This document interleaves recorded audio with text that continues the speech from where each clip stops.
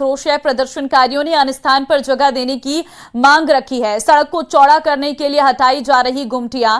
अजमेर विकास प्राधिकरण की उपायुक्त अनिल चौधरी के नेतृत्व में यह कार्रवाई की जा रही है। किशनगंज थाना पुलिस के साथ ही अतिरिक्त जाब्ता भी तैनात किया गया है। तो एडीए ने वैशाली नगर इलाके में गुमटियां तोड़ी है। करीब 35 गुमटियों को तोड़ने की कार्रवाई इस वक्त जारी है। 20 साल से गुमटियों में चल रही थी दुकानें।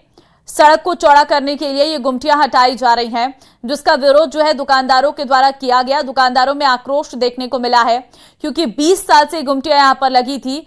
इतने लंबे समय से यहां पर अवैध तरीके से इन्हें लगाया गया था, लेकिन उसके बावजूद भी निगम ने कोई कार्रवाई नहीं की। और आज अचानक एडीए की टीम पहुंचती है वैशाली नगर इलाके में और गुमटियों को तोड़ने लगती है। जाहिर तौर पर दुकानदारों में आक्रोश का माहौल है। जयपुर हाईकोर्ट को फिर एक बार बम की धमकी मिली है। आज छठी बार ऐसा हुआ है कि हाईकोर्ट में बम की धमकी मिली है। पुलिस और जांच एजेंसियां पहुंची है हाईकोर्ट परिसर को करवाया जा रहा खाली। डॉग स्क्वाड और बम निरोधक दस्ता भी पहुंचा है। हाईकोर्ट परिसर में चप्पे चप्पे की तलाश इस वक्त जारी है। तो आज छठी बार हाईकोर्ट में बम की धमकी मिली है। पुलिस और जांच एजेंसियां जो है हाईकोर्ट पहुंची है। हाईकोर्ट परिसर को खाली करवाया जा रहा है। डॉग स्क्वाड और बम निरोधक दस्ता भी पहुंचा है। जयपुर हाईकोर्ट को फिर बम की धमकी मिली है। बड़ी खबर इस वक्त आपको दे रहे हैं।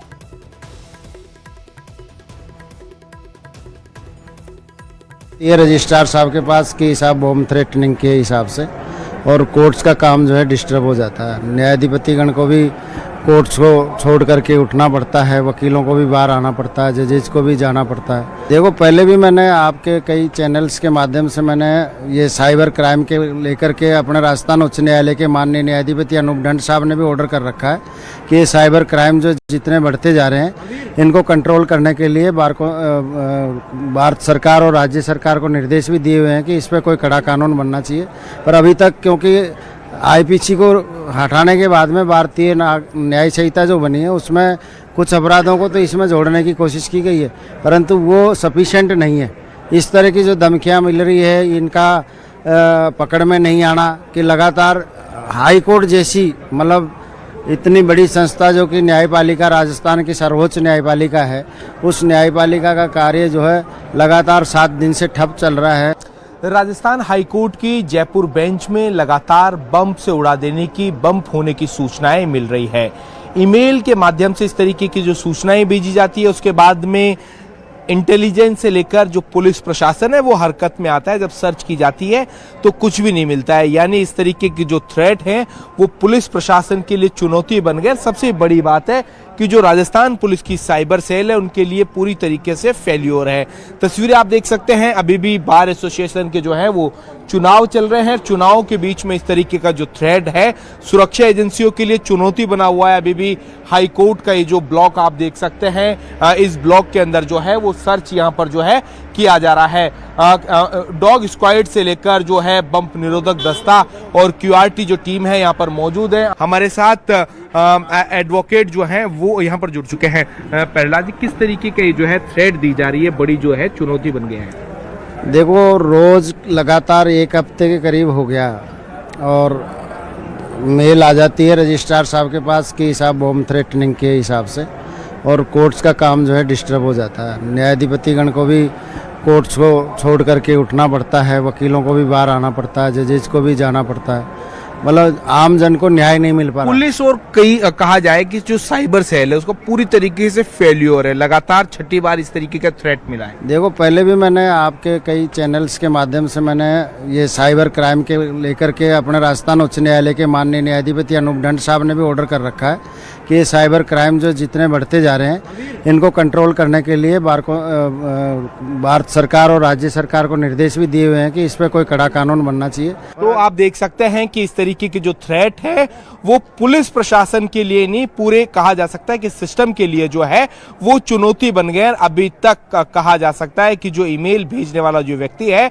वो पुलिस की पकड़ से दूर है। न्यूज़ 18 राजस्थान के लिए सहयोगी अविनाश शर्मा के साथ रोशन शर्मा की रिपोर्ट। जोधपुर से बड़ी खबर आपको दे रहे हैं। असामाजिक तत्वों ने आधी रात मचाया उत्पात। बाइक पर आए 6-7 युवकों ने दहशत फैलाई है। 6 से अधिक खड़ी गाड़ियों के कांच फोड़े गए हैं। पूरे क्षेत्र में दहशत का माहौल है। घटना का सीसीटीवी फुटेज सामने आया है। तो जोधपुर से खबर है, 6 से 7 खड़ी गाड़ियों के शीशे तोड़े गए हैं। तस्वीरें आप देख सकते हैं। पूरी रात बदमाशों के द्वारा उत्पात मचाया गया है। वाहनों के कांच फोड़े गए हैं और खड़ी गाड़ियों के कांच फोड़ने का ये पूरा मामला। आप देखिए जरा किस तरह से यहाँ पर कांच फोड़े गए हैं खड़ी गाड़ियों के। घटना पूरी तरह से सीसीटीवी फुटेज में आई है और अब इसी के आधार पर आगे जांच की बात कही जा रही है। ये असामाजिक तत्व 6 से 7 लड़के हैं, बाइक पर आते हैं, दहशत मचाते हैं और यहाँ से फरार हो जाते हैं।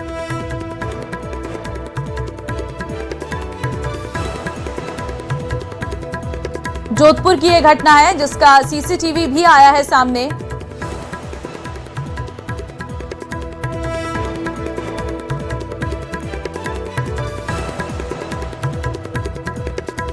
और अब टोंक से खबर है जहां पर पेट्रोल पंप पर कार सवार बदमाशों ने तोड़फोड़ की है। शराब के नशे में धुत होकर बदमाशों ने तोड़फोड़ की गई है। बदमाशों ने पंप कर्मचारियों से मारपीट की है। मारपीट की घटना सीसीटीवी कैमरे में कैद हुई है। पंप कर्मचारियों को जान से मारने की धमकी का आरोप लगा है। दूनी थाना क्षेत्र के राजमहल गांव की ये पूरी घटना है। तो बड़ी खबर से इस वक्त आपको रूबरू करवा रहे हैं जहां पर बदमाशों ने पंप कर्मचारियों से मारपीट की है। पंप कर्मचारी को जान से मारने की धमकी देने का आरोप लगा है। मारपीट की घटना सीसीटीवी कैमरे में कैद हुई है। पंप कर्मचारियों को जान से मारने की धमकी का आरोप यहां पर नजर आ रहा है।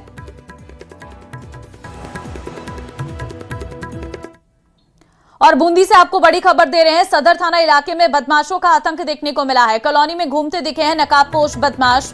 6 से अधिक बदमाश सीसीटीवी में कैद हुए हैं। कॉलोनी के लोगों में दहशत का माहौल है। सूचना पुलिस को दे दी गई है। तो बड़ी खबर इस वक्त आपको दे रहे हैं। सदर थाना इलाके में बदमाशों का ये आतंक देखने को मिला है। कॉलोनी में घूमते ये नकाबपोश बदमाश नजर आए हैं। 6 से अधिक सीसीटीवी फुटेज जो है वो नजर आ रहे हैं जहां पर ये बदमाश साफ तौर पर कॉलोनी में घूमते नजर आ रहे हैं। सदर थाना इलाके में बदमाशों का ये आतंक बढ़ता जा रहा है। कॉलोनी में आराम से बिना किसी के डर के ये दहशत मचाते नजर आ रहे हैं। 6 से अधिक इनकी संख्या बताई जा रही है जो सीसीटीवी में साफ नजर भी आ रही है।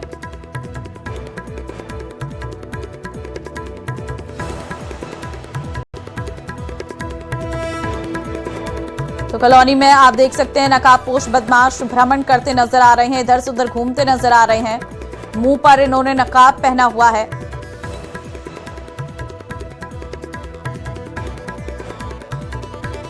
नागौर में भीषण सड़क हादसा हुआ है जहां पर डंपर ने पिकअप को टक्कर मारी है।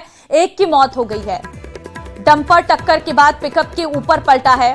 करीब 1 घंटे तक डंपर के नीचे दबा रहा पिकअप चालक। सड़क हादसे में पिकअप चालक की मौत हो गई है। तो लोगों में आक्रोश जाहिर तौर पर नजर आ रहा है। तुरंत मौके पर जेसीबी बुलाई गई है। डंपर को हटाया गया, चालक को निकाला गया, लेकिन तब तक उसकी जान जा चुकी थी। 1 घंटे तक बताया जा रहा है कि डंपर के नीचे दबा रहा था पिकअप चालक। सड़क हादसे में पिकअप चालक की मौत की सूचना सामने आ रही है। डंपर ने पिकअप को टक्कर मारी, एक की मौत इसमें हुई है। जो पिकअप चालक बताया जा रहा है, डंपर के बाद पिकअप के ऊपर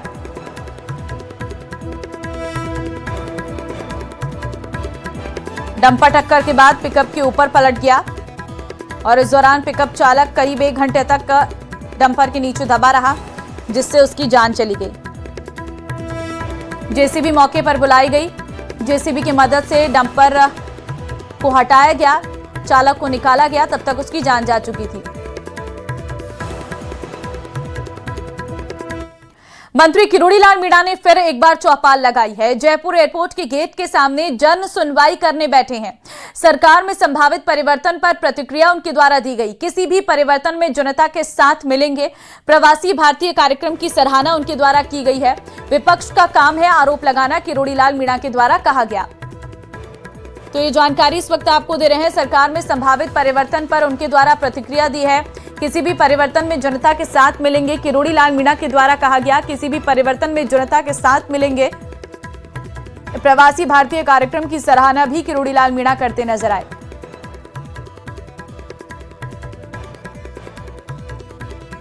जयपुर एयरपोर्ट के टर्मिनल 2 के ऊपर मंत्री किरोड़ीलाल मीणा ने अपनी चौपाल लगा दी है। ये प्रदेश के पहले ऐसे मंत्री हैं जो एयरपोर्ट के ऊपर अपनी चौपाल लगाते हैं। आप देखिए, ये ठीक एयरपोर्ट के गेट के बाहर जो है वो मंत्री किरोड़ीलाल मीणा बैठे हैं, बात करने की कोशिश करते हैं। इनके पास चलते हैं। यहाँ पे इस समय ये बातचीत के अंदर जो है वो व्यस्त है। ये तमाम लोग यहाँ पर बैठे हैं अपनी अपनी एप्लीकेशन के साथ में, और यहाँ सभी जो है वो अपनी अर्जियां लेकर आए हैं ताकि उनके कामों का जो है, उनकी समस्याओं का जो है वो समाधान हो सके। और ठीक एयरपोर्ट के गेट के सामने ये चौपाल यहाँ पर लगी हुई है। कोशिश करेंगे इस समय इनसे बातचीत करने की। आसपास के विधानसभा क्षेत्र के लोग हैं, आसपास के गांव के लोग हैं जो यहाँ पर पहुँचते हैं। मंत्री जी, बात कर पाऊंगा मैं आपसे एक बार फिर जो है वो किरोड़ीलाल जी, आपने एयरपोर्ट के बाहर एक बार फिर चौपाल लगाई है। आज मेरा सवाल ये आपसे कि राज्य सरकार के 2 साल पूरे हो रहे हैं और ये चर्चा बहुत जोरों पर है कि काफी कुछ परिवर्तन और फेरबदल होने वाला है। इसको लेकर जो है वरिष्ठ मंत्री के तौर पर आपकी परिवर्तन, जैसा परिवर्तन हमारे भजन लाल जी के समय राजस्थान में हुआ है वैसा कभी देखने को नहीं मिला। क्या आपने दिल्ली से मुंबई तक की रोड सुन सकते थे जो बन जाएगी, जहाँ मैं 2 घंटे में दिल्ली पहुंच जाता हूँ? आप सोच सकते थे क्या 90,000 करोड़ रुपए खर्च करके चंबल के पानी को वहाँ लाया जाएगा जहाँ मैं और आप बैठे हैं? राज्य के 13 जिलों में जाएगा। राइजिंग राजस्थान सबसे पहले हुआ। दुनिया भर के दर्जनों देशों के लोग यहाँ पर आए। कल प्रवासी भारतीय आए। हम अट्रैक्ट कर रहे हैं ताकि यह इंडस्ट्रियल माहौल बने। ये मंत्री किरोड़ीलाल मीणा हैं और यहाँ पर एयरपोर्ट के बाहर जो है वो चौपाल लगाकर बैठे हैं और परिवर्तन को लेकर इनका साफ तौर पर ये कहना है कि चाहे जैसा सरकार में परिवर्तन हो जाए, ये किसी भी स्थिति के अंदर जनता के बीच में ऐसे ही बैठे मिलेंगे। कैमरामैन अविनाश के साथ आसिफ खान, न्यूज़ 18 जयपुर। मध्य प्रदेश कैडर के आईएएस संतोष वर्मा द्वारा ब्राह्मण समाज की बेटियों पर कथित अभद्र और अपमानजनक टिप्पणी किए जाने के खिलाफ बयाना में भारी आक्रोश देखने को मिला है। एसडीएम कार्यालय के मुख्य गेट पर परशुराम सेना संघ के कार्यकर्ताओं पदाधिकारियों ने जोरदार नारेबाजी कर आईएएस वर्मा का पुतला दहन किया। ब्राह्मण समाज ने तत्काल कठोर कार्रवाई की मांग की। दरअसल भोपाल में 23 नवंबर को आयोजित एक कार्यक्रम में आईएएस वर्मा द्वारा ब्राह्मण समाज की बहन बेटियों पर कथित रूप से अपमानजनक, आपत्तिजनक और अशोभनीय टिप्पणी किए जाने के बाद पूरे देश में आक्रोश है। बयाना पर ब्राह्मण समाज के द्वारा संतोष कुमार आईएएस जो मध्य प्रदेश कैडर के हैं, उन्होंने ब्राह्मण समाज की बहन बेटियों को जो कृतज्ञ और अभद्रता से जो गाली दी है, उसके खिलाफ उनका पुतला जलाया गया है और उनके विरोध में सारा समाज पूरी तरह से खिलाफ में मतलब ये अनुरोध कार्रवाई करेगा। झुंझुनू की खेतुठी कस्बे में 100 मीटर के करीब सड़क के निर्माण के लिए कांग्रेस नेता गोकुल चंद सैनी ने 17 दिसंबर को आत्मदाह करने का ऐलान कर दिया। दरअसल खेतुठी कस्बे में से गुजर रही स्टेट हाईवे नंबर 13 खेतुठी नीमका थाना रोड पर सरकारी कॉलेज से लेकर थाने तक की करीब 100 मीटर की सड़क बुरी तरह से क्षतिग्रस्त है। बताया जा रहा है कि सड़क स्वीकृत होने के बावजूद नहीं बन रही है। क्षतिग्रस्त सड़क के कारण वाहन चालकों को परेशानी हो रही, तो वहीं सारे दिन धूल उड़ती रहती है। पिछले दिनों भी इस मामले में मांग की गई थी, तब प्रशासन ने आश्वस्त किया था कि जब तक सड़क नहीं बनेगी तब तक इस सड़क पर पानी का छिड़काव होगा ताकि कम से कम धूल न उड़े। लेकिन 1-2 दिन छिड़काव किया गया, वो भी बंद कर दिया गया। अब कांग्रेस के पूर्व ब्लॉक अध्यक्ष खेतुठी गोकुल चंद सैनी की अगुवाई में 1 दिन का सांकेतिक धरना दिया गया। साथ ही चेताया गया कि यदि इस सड़क का निर्माण शुरू नहीं हुआ तो 15 और 16 दिसंबर को आमरण अनशन पर कस्बे के लोग बैठेंगे। इसके बाद 17 दिसंबर को गोकुल चंद सैनी आत्मदाह करेंगे।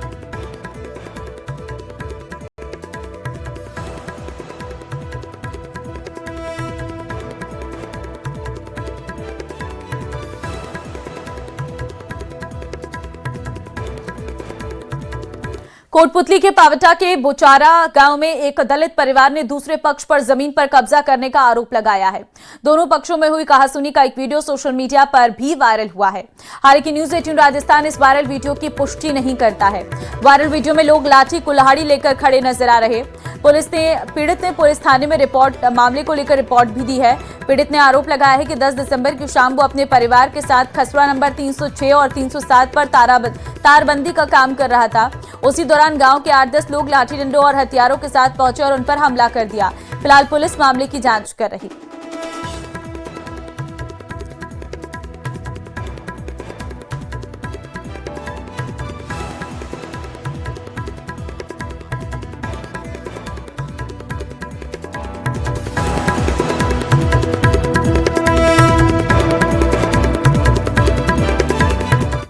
चूरू के सादुलपुर के पिलानी रोड स्थित वार्ड 23 में रेल लाइन के नीचे निर्माणाधीन अंडरपास को लेकर स्थानीय निवासियों ने जोरदार विरोध प्रदर्शन किया। मोहल्ले वासियों का आरोप है कि अधिकारियों ने अंडरपास को गली के समान स्तर पर बनाने का आश्वासन दिया था, लेकिन ठेकेदार इसे करीब 4 फीट ऊंचा बना रहा है। इससे लगभग 5000 लोगों के प्रभावित होने की आशंका जताई जा रही। निवासियों का कहना है कि ऊंचाई बढ़ने से बारिश का पानी अंडरपास और पास के खेल मैदान से होते हुए घरों में घुस सकता है और कई घरों का आवागमन बाधित हो जाएगा।